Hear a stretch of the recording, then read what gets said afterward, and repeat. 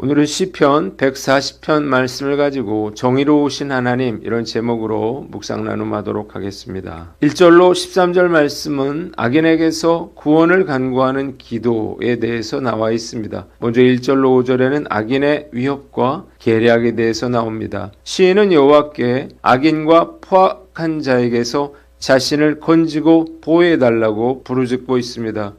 그들은 마음속으로 악을 꾀하고 매일 싸우기 위해서 모이고 그들의 혀는 뱀같이 날카로우며 그 입술 아래에는 독사의 독이 있습니다. 그들은 시인을 밀어서 넘어뜨리려 하고 올무와 줄, 그물과 함정 등의 방법으로 그를 해치려고 했습니다. 두 번째 6절로 8절인데 하나님의 보호와 응답 요청에 대해서 나옵니다.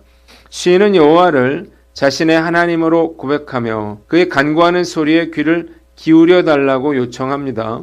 그는 전쟁의 때에 하나님께서 그의 머리를 가려 보호해 주신 경험을 떠올리면서 악인의 소원을 허락하지 마시고 그들의 악한 꾀가 이루어지지 못하게 해달라고 기도했습니다. 세 번째 9절로 13절 악인에 대한 심판 요청과 의인의 확신입니다. 시인은 자신을 애워싸는 악인들에게 재난이 덮치고 뜨거운 숯불이 그들 위에 떨어지며 불 가운데 깊은 웅덩이에 빠져 다시는 일어나지 못하게 해달라고 기도합니다. 시인은 악담하는 자는 세상에서 굳게 서지 못하며 포악한 자는 재앙이 따라 패망하게 될 것을 확신하고 여호와께서 고난당하는 자를 변호해 주시며 궁핍한 자에게 정의를 베푸실 것을 믿어 의심치 않았습니다. 그래서 의인들은 주의 이름에 감사하며 정직한 자들은 주의 앞에서 살게 될 것임을 확신하고 있습니다. 본문이 우리에게 주는 교훈이 있는데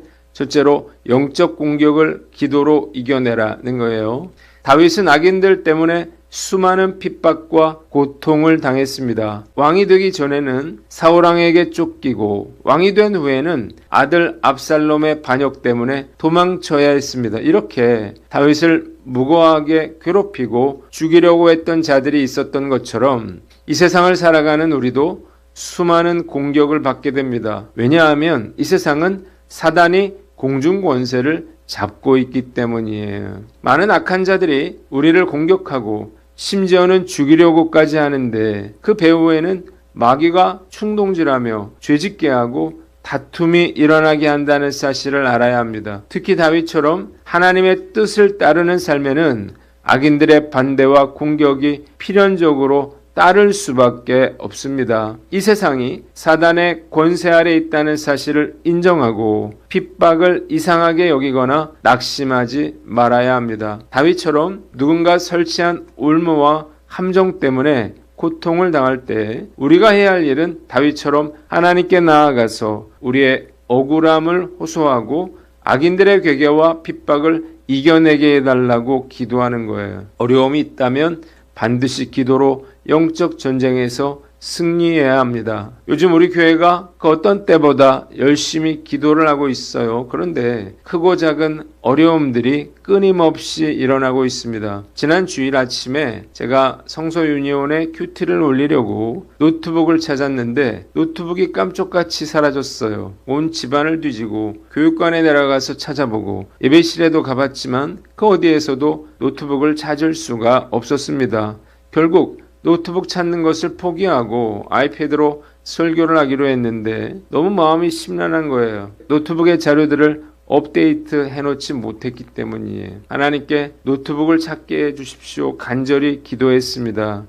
일부 예배 시간을 20분 남기고 마지막으로 한 번 더 교육관 1층에 가봤는데요. 카페 의자 위에 있는 노트북을 발견했습니다. 제가 토요일 저녁에 예배실 노트북을 새 걸로 교체하고 예배실 노트북을 교육관 노트북으로 우리 최 집사님과 함께 교체를 했는데 제 노트북을 잘 보이지 않는 의자 위에 올려놓았던 거예요. 너무 기쁘고 감사해서 할렐루야를 외쳤습니다. 그런데 2부 예배 때도 어려움이 있었어요.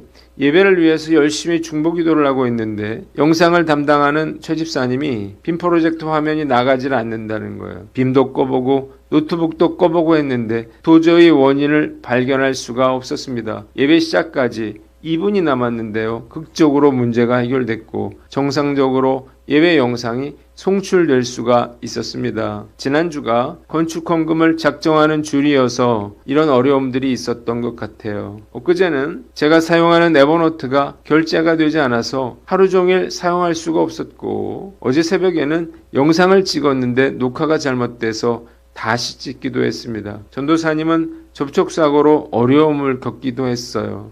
사단의 영적 공격에 맞서서 더욱 열심히 성도들과 교회를 위해서 기도해야겠다는 생각이 들었습니다. 힘들고 어려워도 낙심하지 않고 더욱 기도에 힘쓰므로 사단과의 영적 전쟁에서 승리할 것을 다짐해 봅니다. 두 번째는 말에 주의하라는 거예요.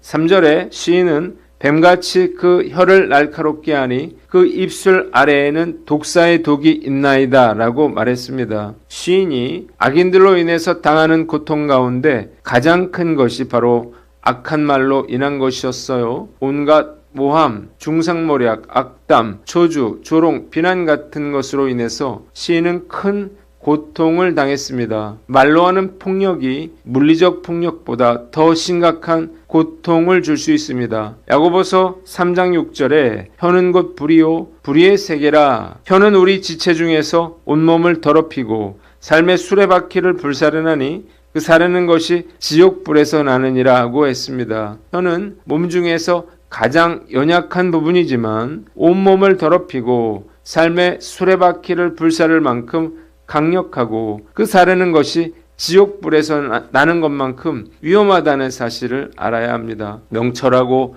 지혜로운 자와 어리석고 악한 자의 결정적인 차이는 말에서 비롯됩니다. 명철하고 지혜로운 자는 적절할 때에 신중하게 말합니다. 그에 반해서 어리석은 자는 경솔하게 말하여 자신은 물론 다른 사람까지 곤경에 빠뜨려요. 그래서 의인의 입은 생명샘이 되지만 악인의 입은 독을 먹으면 독사의 입이 되는 거예요. 내 입에서는 생명을 머금은 말과 독을 머금은 말 중에서 어떤 말이 나오는가 우리가 스스로를 돌아봐야 합니다. 입술의 독은 다른 사람도 죽이고 나도 죽입니다. 위클리프는 혀는 뼈가 없지만 뼈를 부서뜨릴 수 있다고 말했어요. 말에는 엄청난 위력이 있기 때문에 극히 말을 조심해야만 합니다. 말에 주의하려면 어떻게 해야 하나요? 첫째로 말을 많이 하지 말아야 합니다. 말을 많이 하면 실수하게 돼 있어요. 코로나 때 좋았던 점은 많은 사람들을 만날 기회가 적었어요. 그래서 말할 기회가 적어 말실수를 덜 할 수가 있었다는 거예요. 쓸데없는 말을 하지 않으려 노력하면 말실수도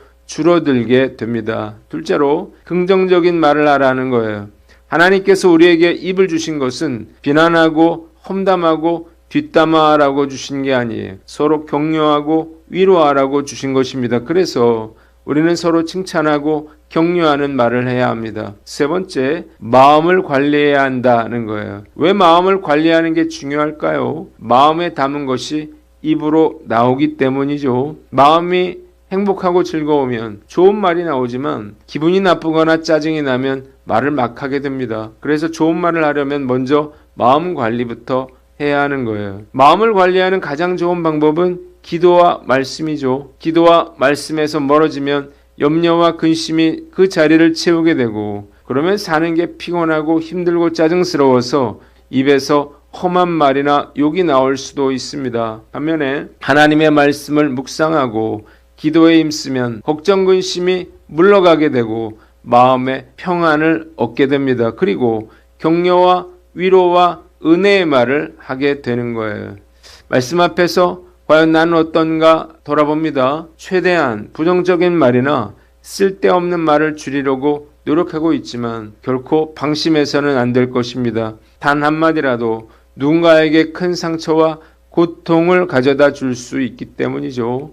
이 사실을 다시 한번 마음에 명심하여 말에 주의하며 살아가기를 다짐해 봅니다. 세 번째는 심판의 주권을 하나님께 맡겨라는 거예요. 시인은 악인의 횡포로 인해서 억울한 고난을 겪고 있지만 불공평하고 부조리한 현실 속에서도 절망하거나 악에 굴복하지 않았습니다. 하나님이 악인을 벌하시고 의인의 손을 들어주실 것을 믿었기 때문이죠. 시인이 하나님의 정의를 신뢰하며 악에 굴복하지 않았듯이 이 시대를 살아가는 우리 역시 불공평한 현실 속에서 다음과 같이 행동해야 합니다. 첫째로 심판의 주권을 하나님께 맡겨야 합니다. 우리의 고통과 억울함을 스스로 해결하거나 보복하려 해서는 안 됩니다. 복수는 하나님의 것이기 때문이에요. 악인에 대한 심판과 복수는 오직 하나님의 주권에 맡기고 우리는 시인처럼 간절히 하나님께서 악인들을 심판해 달라고 기도해야 합니다. 둘째로 고난 중에도 정의로운 선택을 해야 합니다. 주변의 불의한 환경에 휩쓸리지 않고 오늘 하루 주의 말씀을 따라서 정직한 언행과 의로운 선택을 해야 하는 거예요. 작은 일에서도 진실을 말하고 작은 것이라도 부정한 이익을 취하지 말아야 합니다. 셋째로 감사와 찬양으로 응답하라는 거예요. 부조리한 현실 속에서도 정의로우신 하나님께서 마침내 모든 것을 바로잡으실 것을 믿으며 고난을 변호하시는 하나님께 감사를 드려야 합니다. 이 믿음으로 시인처럼 하나님께 심판을 기도로 올려드린다면 하나님은 말과 힘으로 폭력을 가하는 자들이 활개치는 세상을 끝내실 것이고 힘없고 가난하다는 이유로 악인들에게 고통당했던 사람들의 억울함을 풀어주실 것입니다. 고난 중에라도 시인처럼 주님께 심판을 맡기고 하나님께 감사와 찬양을 올려드릴 것을 다짐해 봅니다. 기도하겠습니다. 하나님 아버지, 영적 공격을 기도로 이겨내고 말에 주의하며 심판의 주권을 하나님께 맡기게 하여 주시옵소서.